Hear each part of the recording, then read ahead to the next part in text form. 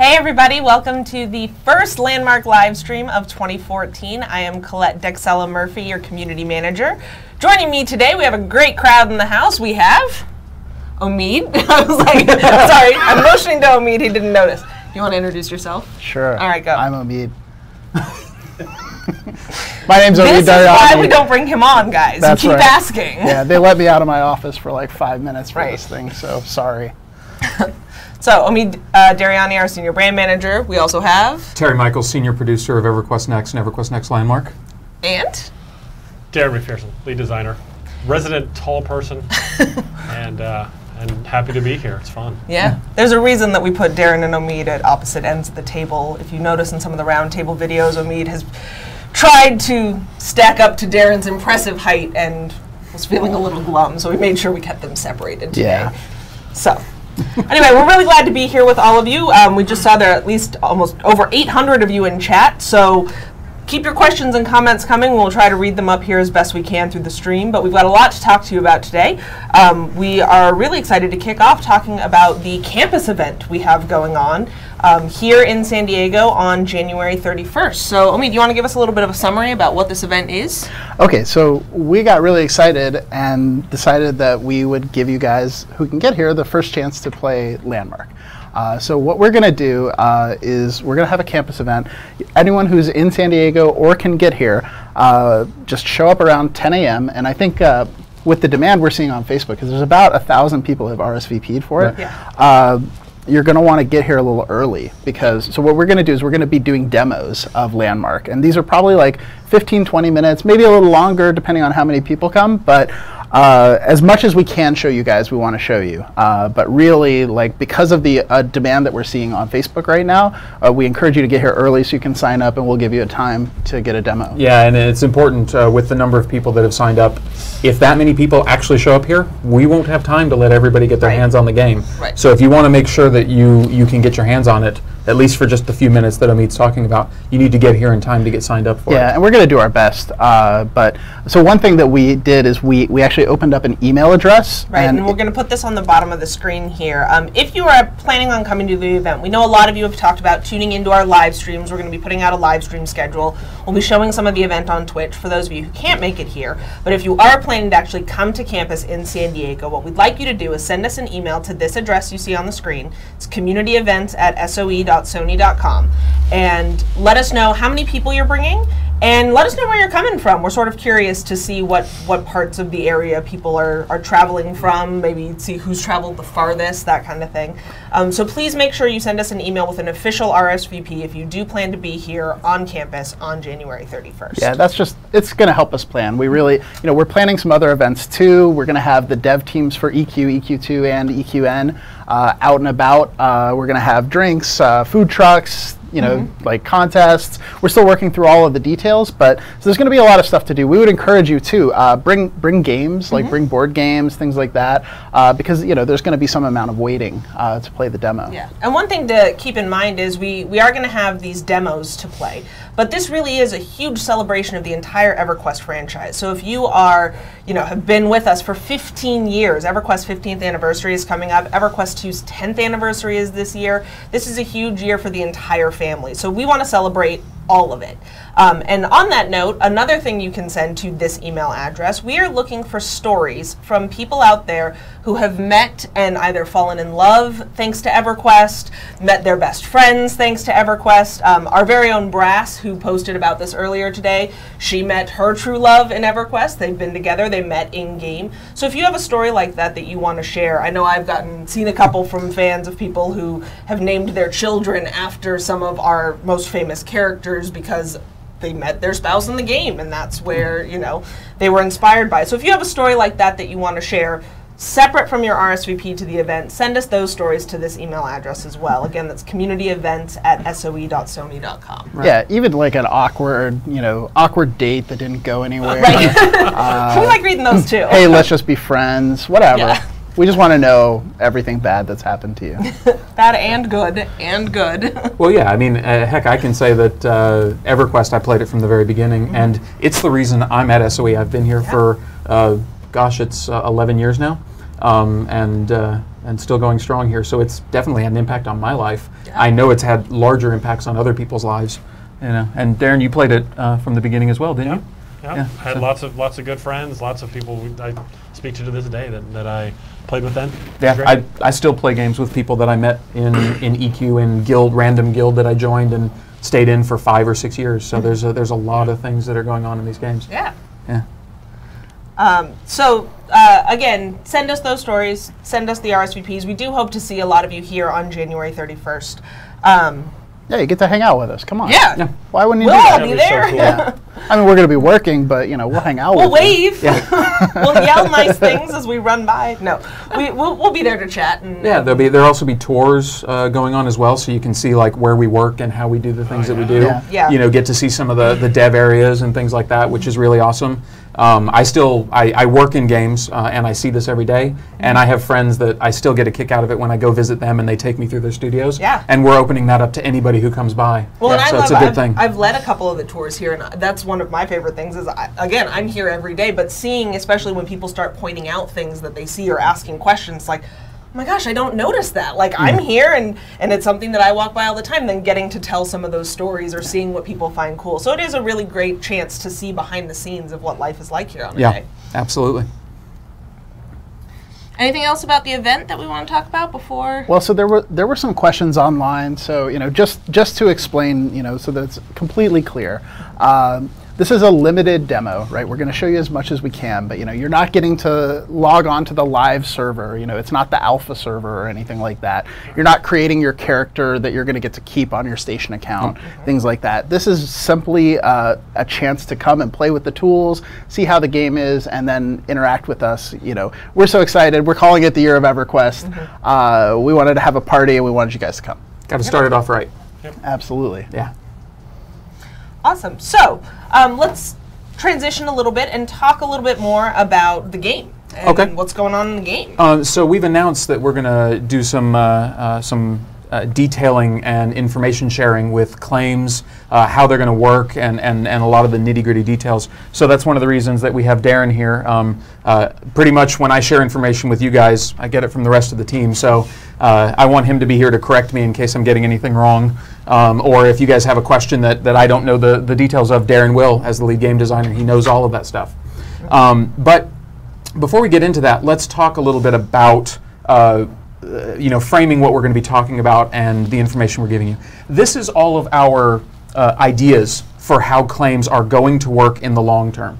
All of this won't necessarily be there when we get into alpha, right? There will be bits and pieces of it, the things that are important for the initial playing of the game so that you can get in there and see how it works. But we really do want to get your feedback so that we can understand exactly what you guys want, and it may shift some of our plans, even in the things we're talking about now. So don't take all of this as gospel or anything, for this is exactly how it's going to be. These are just our plans. Yeah, and I think it's really important too. Like, I just want to underline this point that, you know, when we say it's alpha, we are not kidding. This is legitimately an alpha, right? Yeah. I think, you know, it'll be something like 60% of a finished game. Right. You know, and we're really looking at you guys being part of the team. Right. Like, this isn't, you know, you're not coming in to play the finished game. You're coming in to help design the game. Your opinions, the things that you say, are going to actually have an impact on the future development of Landmark. Yeah, this isn't about getting in and testing the game. Right. This is getting in. This is about getting in and helping us,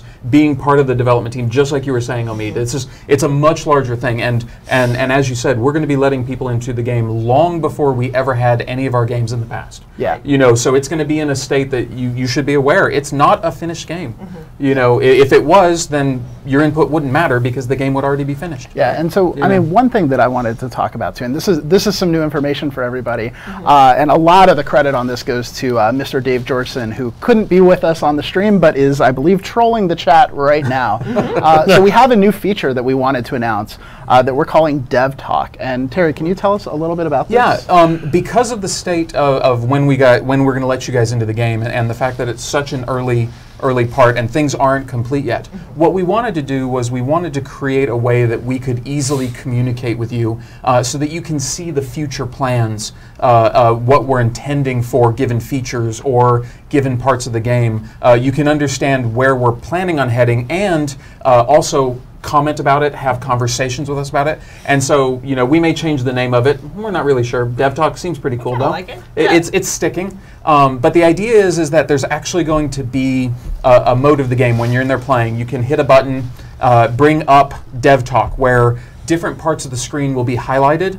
Where you can hover over it and you can see all of our plans, you know, where we're at, where we're going, things we're planning on doing or thinking about doing, and there'll be a link initially at the bottom of that to take you to the forums where you can talk about it, so that we can have a better conversation that you may be able to have in just a single comment or something. Though in the long term we want to expand that so that there's in-game communication through this feature directly with the developers. So we're really excited about this, and we think it's going to be a great way to communicate with one another and make sure that everybody's always up to date and knowledgeable about the plans and the features and where they're going and what we're planning, when those things are going to be coming out, when we intend on rolling out the next phase of something. All of that can be communicated in that way. Yeah. So I think it's going to be really, really good. And so when Dave was telling me about this originally, like the very first thing I thought of was, this is like sticky notes. Like we're going to put dev sticky notes all over everything that needs some explanation. You can just hit a button and you'll be able to see where they are in the world. But, you know, and then you'll also be able to put your own sticky notes there for us. Right. And that's where the help is really going to come in. And, you know, the ability, you know, not at first, but as we go, to directly leave a note for Darren or for Jeff Butler or for whoever right in the game and say, this thing sucks, fix it, or I love this thing. Well, we know what they're going to say, right? But, you know, to actually have that two-way communication, and, you know, we fully expect that the team is going to be writing back and making notes as well and updating those notes. So I'm really excited about this because I think it adds a whole other dimension. And, you know, I think the only reason it hasn't existed in the past is that we've never let anyone into the game so early, so we haven't needed it. And one thing about that, since we do keep saying you guys when you're in the game, because I've seen this question come up a few times, about the pack levels. Trailblazers right now, they do have the pre-alpha forms. If you're a Trailblazer, there are more items included in your pack. But Explorer packs, you get alpha access at the same time. Correct. So this is for Explorers and Trailblazers who are going to be part of alpha with us. Right. All right. So now let's talk a little bit about claims. Some of you may know about it. We're going to go a little bit over some of the details of what claims are on a high level, so that we all understand what we're talking about and why it's important to our game. In a lot of creative sandbox games that are out there, you're really in your own sandbox. You know, you're playing by yourself or with a small group of friends, and you guys can easily coordinate what you're going to do and what you're not going to do and how you're going to play the game. In ours, it is an MMO. Right? There are going to be thousands of people who can come through and take a look at what's going on. So what a claim is it's a way to protect an area of the world through whatever mechanisms or to whatever level that you want to, so that you know that other people can't come in and basically troll you by destroying your stuff or messing with you or things like that. There was a ton of comments on the forums about claims when when you guys found out that we were going to be talking about it, and we went through and we pulled a lot of those out so that we can talk about them. And this is a great example, right? They talked about, can you stop people from getting onto your claims, right? The answer is, well, not really, but we do realize that people control you or can grief you by basically standing in front of you in where you're trying to build. So one of the things that we're going to need to do is give you the ability to hide other people on your claim, right? So that they can't stop you from building. They can't stop you from realizing your imagination. You know, so there's a lot of things in this game that are going to behave very differently because it's just such a different kind of game. And that's just one good example of that. So what we wanted to do, we're going to show you the game here in just 1 second. I mentioned it before that this is, we are currently pre-alpha. Obviously we haven't gone into alpha or you'd be in the game already. But we're going through iteration on this stuff. So we're going to be showing you some of the in-game UI, some of the effects, and don't expect it to look exactly like that when you get into the game. It may change. It may go through several iterations, both before and during alpha. You know, we're going to be working on this with you guys. So, you know, don't get married to anything that you see here because it could change in the next minute. Yeah, please don't get married to anything you see here. That'd be really weird. Yeah. A good story for our event anyway. But no, plug it again. Not quite the love story we were looking for. Let's switch over to the game. So I know you guys want to see that. So here we have our character in the game, and he's gone out exploring in the world and found a place that he wants to create a claim. Likes this valley area. And so once you find the area that you're in, you'll notice on the hotbar he has a claim flag. So you'll be able to activate that, and that'll go into claim placement, where you can when you can place a claim. Finds the area that he really wants. You can notice there's a claim off to the right of another claim that's been placed. But once you've placed it, it asks you to confirm it. Once you confirm it, it'll show up in the world. Darren can spin the camera around here a little bit. It tells you that you're in Demo's claim number 2. But you can see the extents of the claim. That'll be something you can turn on and off through the options, so that it's easy to know when you're in your claim or somebody else's. You'll be able to see them as you move through the world. But now that he's claimed it, he controls that area. Yep. He can build anything he wants. You want to talk a little bit about the permissions and things like that? Yeah. So when you're in your claim, you can build, you can place props, etc. When you're outside of your claim, you're prohibited from that. You can't do it. We don't want you placing stuff on other people's claims. You have to have permission to do anything that you want. Now, you can also grant permission. So if I want you to come over to my house and place props and help me decorate or help me build, I can give you permissions to do that. Right. So we can work together. Yeah. Or I know one of the questions that was out there was, if you put something that's interactable on your claim, can people use that if they don't have permissions to change your claim? And the answer to that is absolutely. Yeah. You know, if you give people permissions to, say, you create a crafting table or a forge or something like that, you can give other people the ability to use that, or maybe a vault access point or something like that. Right. They absolutely can interact There's with levels things. of permissions that we can go through that have different levels of permissions. Yeah. So. And if you don't want people to use them, then you can set it that way so that they can't. Right. You know, it's all about you controlling your part of the world. Yeah. All right, so you can see the size here right now. Currently, you want to talk about the size and what we're planning with that? Yeah, so the size is 70 wide and 70 meters. Deep. Yeah, 70 meters. Yeah. 70 by 70 by 100. So it goes much farther in the sky and then down below into the earth. So if I want to dig out up to a certain amount, or I can build high, we allow you to do that. Right. And currently, right now, people are not able to create, other than you, able to create a claim above or below. Right, you're said to own everything below you and everything above you, all the way down to the bottom of the earth. Right, it limits people from coming in and trying to carve out from under you, or building something over the top of you, or something obnoxious, locking you into that sort of thing. So one question that I'm seeing a lot is, will you be limited on the number of claims? Right, and that's one of the things that we've talked about, and definitely during alpha, there will be a hard limit during that, you know, and we'll increase it as time goes on. But for practical purposes, the idea is that there's an escalating cost that's associated with each claim. So there will probably, or there not probably, there will be a practical limit to the number of claims you have, just because, and that leads us very well into the next topic, once you make a claim, there is this idea of upkeep. A lot of people had questions about that and how it would interact, or whether we were going to have it or not. So let's talk about upkeep a little bit. Right. Once you create a claim, it's important for us as a game, because this is an open world that everybody can see, that it doesn't become an elephant graveyard of abandoned claims that whether somebody has just moved to another server, another continent, or they've decided that they're not going to play the game anymore for whatever reason, we don't want those to be around forever. Right. So the idea of upkeep is a recurring cost that goes along with having a claim. You just explained it. Yep. Yeah, and so the idea is there for that. The reasons why we're doing that system is so that it's possible that somebody who comes in on day one and doesn't actually decide to stick around, their area in the world will become available for other people after a given amount of time. I mean, that's not the only reason for upkeep. Upkeep it engages you in the game, right? You go out and you collect resources and you exchange that for stuff to we want people engaged playing our game. We don't want it to just be the occasional people that drop in. Now there goes something that goes along with that, which a lot of people ask questions about, which is that if your upkeep lapses, you know, if you let it lapse, what does that mean, right? And the only thing is that when your upkeep lapses, all of your stuff, all of your work, all of your resources, everything you've created, we're going to save that for you, so you don't lose any of that stuff, right? And if you come back after the claim has lapsed, you can reclaim that part of the world if somebody else hasn't come along and done that. But regardless, that's the only thing that you're at risk there, is you're risking possibly losing your space in the world.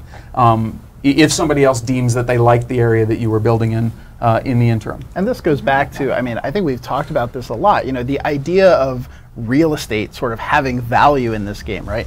Your claim, particularly if you got an early one, you know, you're in a good place. You know, you're in the heart of where everyone is building cool stuff. That has value, you know, to yourself and to other people. So you're going to want to make sure you keep that, and also that if you do let your claim lapse, that people are going to come in real quick and take that. Location is a very key part.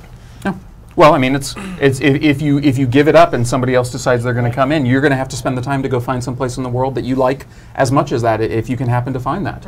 You know, now the world's going to be large and very expansive, so you know there will be someplace else you like. Right. You just have to go find it. All right, so that talks about a number of those things. Oh, one of the other questions we saw a lot of was about whether or not you can place another claim near one you already have. And absolutely, that is one of the things that we're going to allow, so that you can expand the area that you're capable of building in. It's something that is very important, so that you can build things larger than that 70 meter by 70 meter. And Darren mentioned that, but let's just be absolutely clear that that number may change. You know, we're balancing it right now, and we'll continue to balance it through alpha. So it may shift a little bit, but right now we're happy with what that lets you build. You can build some sizable things. Yeah, and so one of the other questions is, Darren can turn the camera here on the game, and we can take a look at, there's another claim off to the side. I believe it's over this hill. So that's the idea. Right now we have it set up so that I'm viewing other claims in the world. So I can see those as I'm out exploring, because one of the questions was, well, you know, can I know ahead of time, is this area claimable or not? Is it somebody else's? So we want to make sure that there are options in there for you to be able to see that stuff. Also that there's going to be a map where you're going to be able to toggle them on and off and see other people's claims, so you can even see from a high area.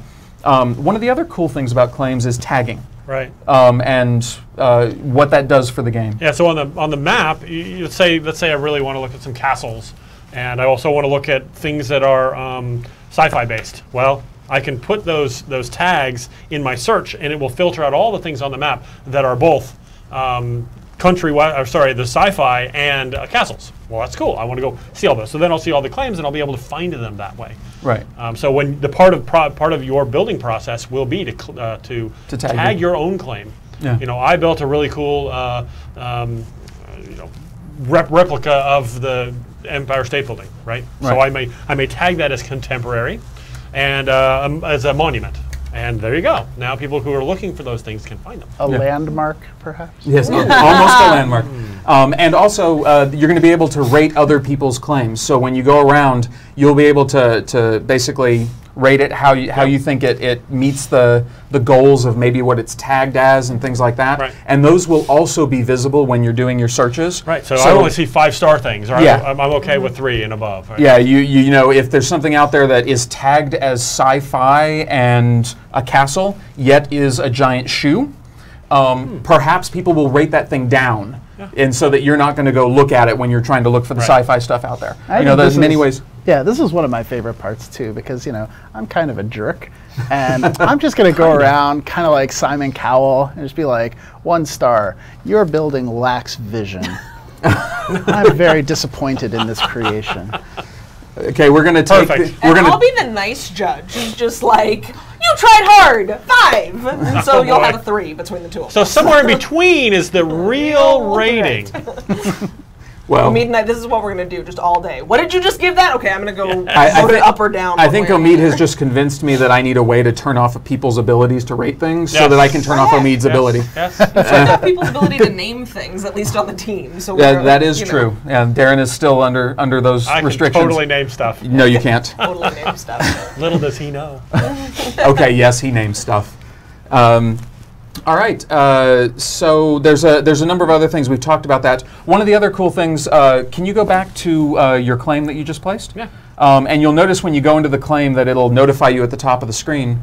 It does not appear to be showing over there. Yeah, folks, oh, just there so it goes. you know, because I know There it we've seen this question, The lag that you are seeing is on our video feed coming from the computer, Yeah. because we're watching it over here and, And I'm it's like, moving it's not- smoothly, and I'm like, why it's not is moving it on the screen, so- moving? Weird. That's a video line thing. That's not the in-game experience Really? that we're seeing. Yeah, I thought that the game was actually going to be like that. I was No. really excited. No, Stop no. motion. Yeah, Stop motion. no, it is not a stop motion Not game. at Don't all. worry about that. But this shows you a good example, and this is actually something we were just talking about today. This display where you can see the name of the claim and the description on it. That will dock to the top of the screen probably in the next day. So Probably. it won't always be there. But the thing is that when you go onto a claim, it's going to show you the name and the description. Those are things that you can set, just like you can set the tags and the permissions. Those are properties of this, so that we could name this something that's indicative of what it is, and so that when you're searching for it on the map, you can see Darren's awesome Castle of Doom. Right, if that's what he decides to name it, with the description underneath of it. This is why Darren doesn't get to name things. That is, actually, I think I'm pretty. That's a fantastic name. 1 star. I think this is pretty close to one of Darren's claims, actual names in the game, isn't it? Darren's Castle of Awesomeness It or is, something like that, I yes. believe is what It's you very called that one. similar to that. So yes, Also a great name. but you'll be able to see these things when you're looking at it on the map and things like that, so that you don't necessarily have to go see it unless it's something that intrigues you with the additional details. And these are all under your control. You can, when we actually did the claim, it popped up a window where you could type those in when you were going to confirm the claim, or you can do it afterwards through the claim management stuff. That covers a lot of what we wanted to talk about with claims, and I think we covered most of the questions. I'm gonna run through these here really quick. Sure. But was there anything else that you guys wanted to talk about? Well, one thing, because I know we did go over quite a bit of details on this, but one thing we are going to do is also write up a full article that's a guide about the plans for claims, what we are envisioning at this point, moving in this pre-alpha stage, that will give a little bit more detail and explanation, so that we love it when you guys rewatch the stream a bunch of times, but that it'll have an actual written doc for you to view and use as a reference about the claims. And then as changes are made, if changes are made, we can update that through alpha. Whenever we will update it and let you know. And there will also be a lot of questions, I'm sure, that maybe we didn't cover. I'm going to go through the list of things that we pulled out and make sure we cover all those. Sure. But if there are other things that you guys are interested in, or you need clarification on that the article doesn't actually cover, let us know, and then we can update it. We can add that in there. We want to be as